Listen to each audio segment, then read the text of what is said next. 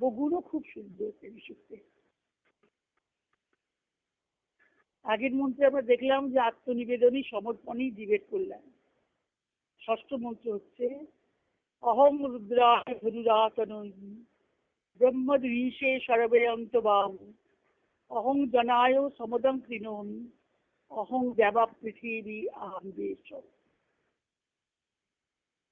অহং রুদ্রায় খুব সোজা মানে হচ্ছে ধনুরাতনৌমি, আমি রুদ্রের তনুতে জ্যা মুক্ত করি।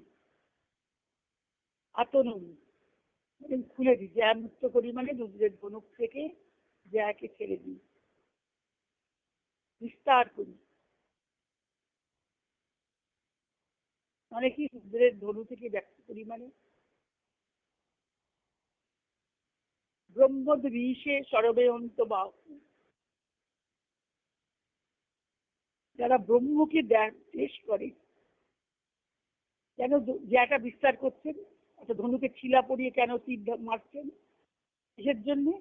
পরের পরের পাদে বলছেন ব্রহ্মদ্বীশে সর্বেয়ন্ত বাহু, যারা ব্রহ্মকে দেশ করে তাদেরকে নাশ করার জন্য ধনুতে তীর যোজনা করি।